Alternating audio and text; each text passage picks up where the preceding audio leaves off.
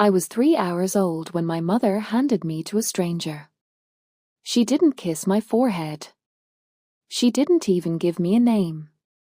She just signed a paper and walked out of the hospital. For 30 years, I told myself I didn't care. I built a life, a career, a family. And then, one Tuesday morning, my doorbell rang. The woman on my doorstep was crying. She said, "I'm your mother, and I need your help, or I will die." What happened next made me question what love really means. Background and childhood pain. My name is Diana. I was adopted when I was a baby. My adoptive parents were kind, but they never hid the truth. They told me, "Your birth mother loved you, but she couldn't keep you." For years, I believed that. I imagined her as a poor, broken woman who had no choice. But when I turned 18, I requested my original birth certificate. And I found her name, Margaret. I also found something else. A note in the file, written by a social worker.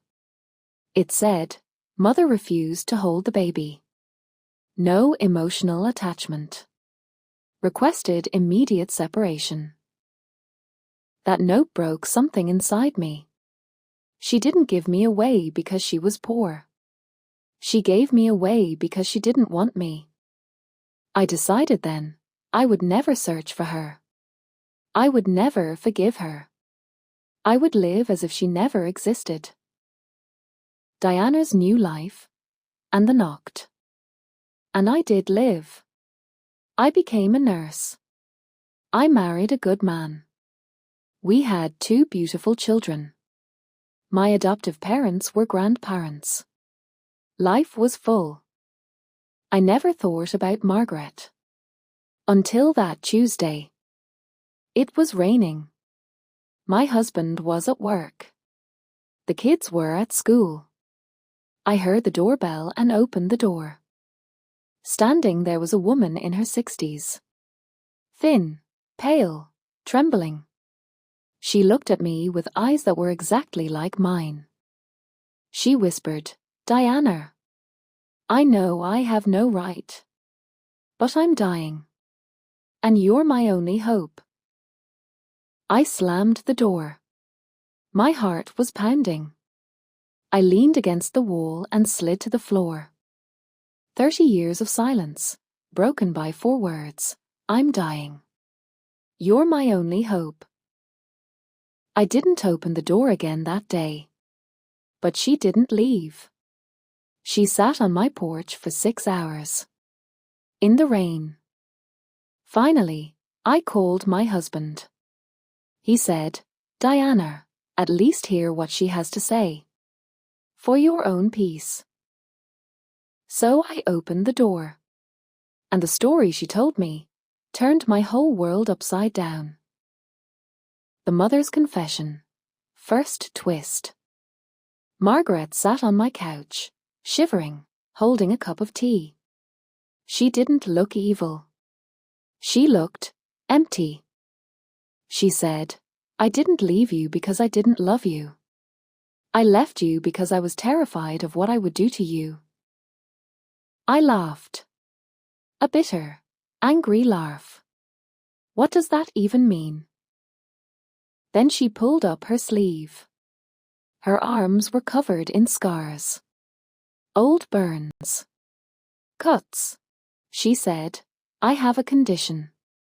Intermittent explosive disorder. When I get angry, I lose control. When you were born, I held you for 1 minute.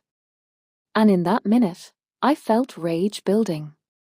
I wanted to hurt you.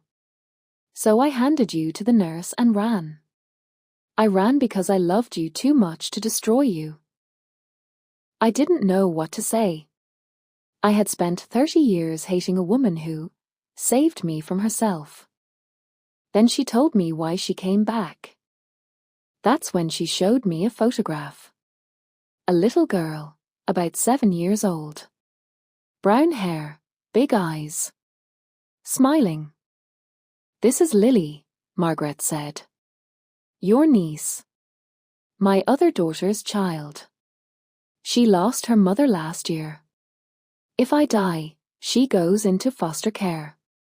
Please, Diana. Don't let her be abandoned like you were." I locked myself in my bedroom that night. I didn't sleep. I looked at my own children's faces. Then I looked at Lily's photo. A little girl who had already lost her mother. About to lose her grandmother. With no one else in the world. I thought about my own childhood.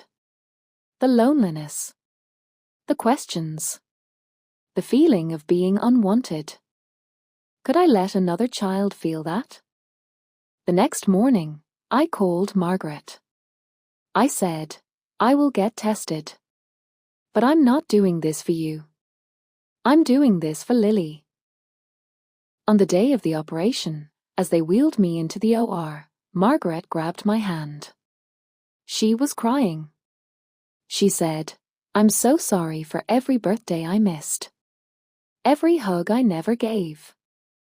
Every tear you cried alone."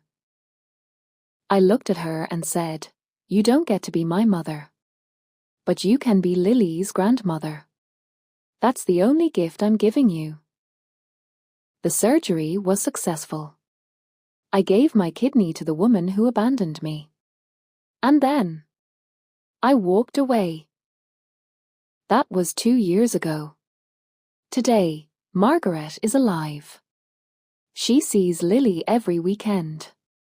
And I see Lily too. She calls me Aunt Diana. She doesn't know the whole story. Maybe one day I'll tell her. As for Margaret and me, we don't have a mother-daughter relationship. We never will. But we have something else. Respect. She sends me a card every year on my birthday. It always says the same thing: "Thank you for not becoming me." And I've learned something profound.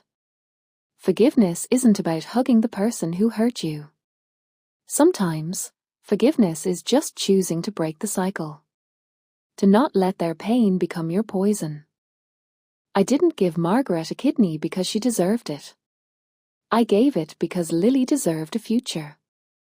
And because I deserved to let go of 30 years of hate. If this story touched your heart, please hit like. It tells YouTube that stories of real pain and real strength matter. Subscribe to Stories of Diana and turn on the bell. Every Wednesday and Saturday, I share stories that will make you feel, think, and heal. And comment below, would you have donated your kidney to the parent who abandoned you?